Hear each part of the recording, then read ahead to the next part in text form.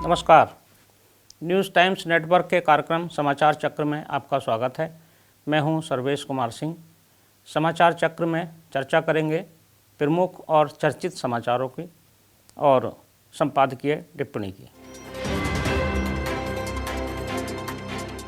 आज के जो प्रमुख समाचार हैं उन पर सबसे पहले चर्चा करते हैं समाचार विश्लेषण में। सबसे प्रमुख समाचार है, चर्चित समाचार है आज का डिजिटल और सोशल मीडिया के लिए बनाई गई पॉलिसी। भारत सरकार ने सोशल मीडिया, डिजिटल मीडिया के लिए जिसके अंतर्गत तमाम न्यूज़ प्लेटफार्म्स आते हैं, सोशल मीडिया प्लेटफार्म्स आते हैं, OTT over the top platforms हैं, सबके लिए नियमन की व्यवस्था की है। भारत सरकार के सूचना और प्रसारण मंत्रालय ने ये गाइडलाइन जारी की है, पॉलिसी जारी की है। इसको केंद्रीय मंत्री रविशंकर प्रसाद ने जारी किया। जिस समय ये गाइडलाइन और पॉलिसी जारी की गई उस समय केंद्रीय सूचना प्रसारण मंत्री प्रकाश जावड़ेकर भी मौजूद थे। ये बहुत अच्छा निर्णय है सरकार का, स्वागत योग्य निर्णय है, क्योंकि इस समय सोशल मीडिया और डिजिटल मीडिया पर एक तरह से नज़र रखना, उसकी निगरानी करना, उसका नियमन करना, उसके लिए नियम बनाना, ये अत्यंत आवश्यक हो गया था। ये जहाँ राष्ट्रीय सुरक्षा के लिए आवश्यक है, वहीं सामाजिक सुरक्षा में भी इसका महत्वपूर्ण योगदान है, क्योंकि सोशल मीडिया हर तरफ प्रभाव डालता है। देश की नीतियों पर प्रभाव डालता है, देश की सुरक्षा पर प्रभाव डालता है, सामाजिक जनजीवन पर प्रभाव डालता है, सभी को प्रभावित करता है। इसलिए केंद्र सरकार ने ये निर्णय लिया है और ये पॉलिसी जारी की है। हालांकि इस तरह की पॉलिसी जारी करने के लिए हमारे देश के सर्वोच्च न्यायालय ने 2018 में ही सरकार को निर्देश दे दिए थे। ये नियम बनाने में सरकार को 2 साल का लगभग समय लगा है, लेकिन 2 साल में सरकार ने एक विस्तृत गाइडलाइन या पॉलिसी बना ली है। इसमें सबसे महत्वपूर्ण है कि कोई भी आपत्तिजनक कंटेंट अगर सोशल मीडिया का प्लेटफार्म प्रकाशित करेगा तो उसे सरकार की शिकायत पर या सरकार के आदेश पर 24 घंटे के अंदर हटाना पड़ेगा। इसके साथ ही कोई कंटेंट अगर सोशल मीडिया अपने स्तर से उसको गलत मानता है और हटाता है तो संबंधित यूज़र को भी इसकी जानकारी पूर्व में देनी होगी। यानी कि एक तरह से सोशल मीडिया स्वेच्छाचारी व्यवहार नहीं कर सकता है, उसको नियमों को मानना पड़ेगा, पालन करना पड़ेगा। केंद्रीय मंत्री रविशंकर प्रसाद ने बहुत साफ कहा कि सोशल मीडिया प्लेटफार्म्स का, सोशल मीडिया कंपनियों का भारत में स्वागत है, वो यहाँ व्यापार करें, लेकिन नियमों के साथ। उनको यहाँ पूरी स्वतंत्रता है, लेकिन स्वच्छंदता नहीं है किसी को भी। इसी के साथ साथ केंद्र सरकार ने जो नियमावली जारी की है, जो गाइडलाइन जारी की है, जो पॉलिसी बनाई है, उसमें न्यूज़ कंटेंट्स को भी नियंत्रित करने का प्रयास किया है। देश में जो न्यूज़ कंटेंट देने वाले प्लेटफार्म चल रहे हैं, डिजिटल मीडिया, उस पर भी नियंत्रण के लिए प्रयास हुआ है। उसको नियंत्रण नहीं कह सकते, उसके नियमन का प्रयास हुआ है। केंद्र सरकार ने बहुत स्पष्ट किया है कि जितने भी कंटेंट प्रोवाइडर्स हैं, पब्लिशर्स हैं, जो न्यूज़ के रूप में कंटेंट सोशल मीडिया पर या डिजिटल मीडिया पर प्रसारित करते हैं, उन सब को प्रेस काउंसिल ऑफ इंडिया के नियमों को, उसकी नियमावली को, पत्रकारिता के लिए जो आचार संहिता है उसको मानना होगा। इसके साथ ही इन प्लेटफार्म्स को न्यूज़ कंटेंट देते समय उस नियमावली को भी मानना पड़ेगा जो कि टीवी ब्रॉडकास्टर्स के लिए बनाई गई है।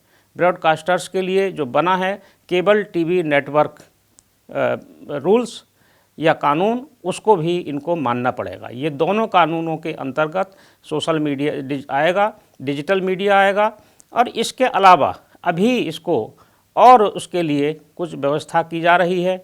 जैसा कि प्रकाश जावड़ेकर ने कल कहा कि अभी हमारे पास ये कोई जानकारी नहीं है कि देश में कितने न्यूज़ के लिए डिजिटल मीडिया संस्थान काम कर रहे हैं, कितने प्लेटफार्म्स हैं, उनको जानकारी करने के लिए भी एक मैकेनिज्म विकसित किया जाएगा। कुल मिलाकर ये बहुत अच्छा प्रयास है सरकार का।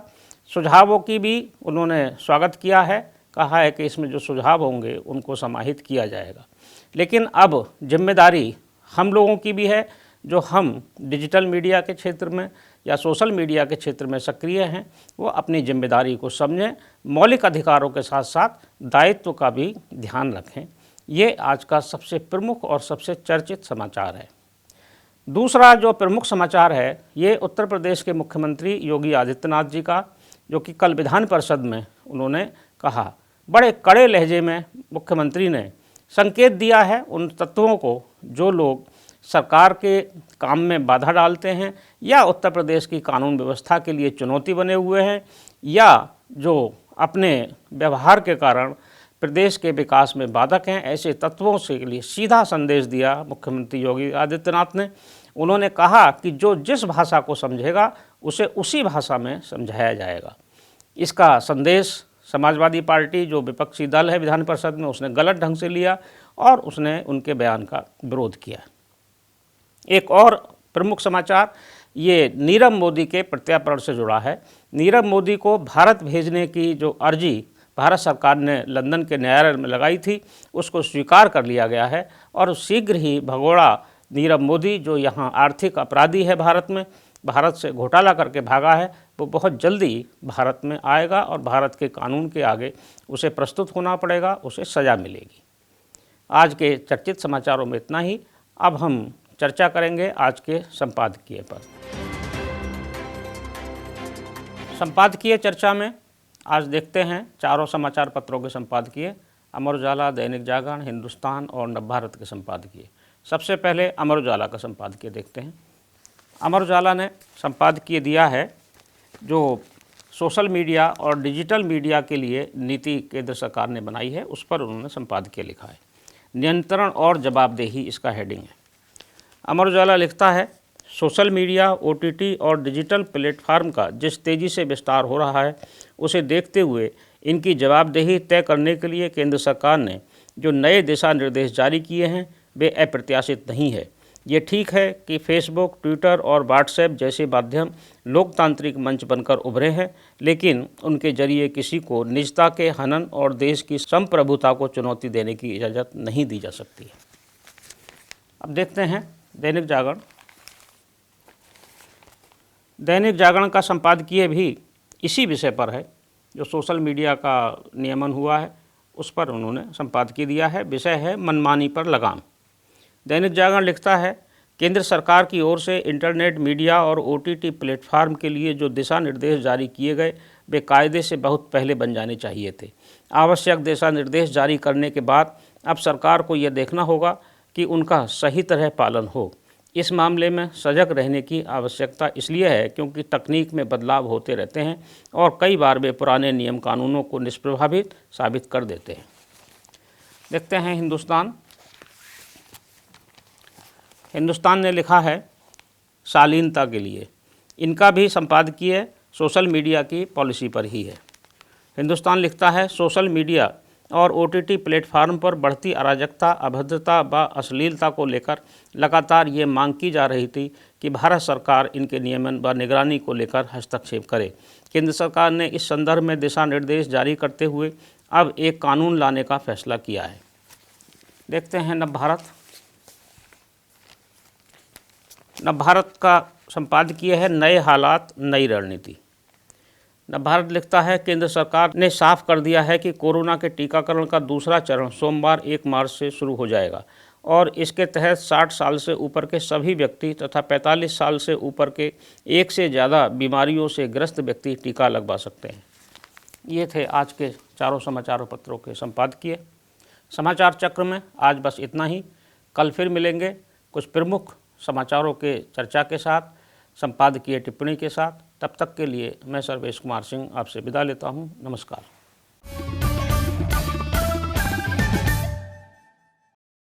सब्सक्राइब करें हमारे YouTube चैनल को और हर अपडेट पाने के लिए बेल आइकन को दबाएं।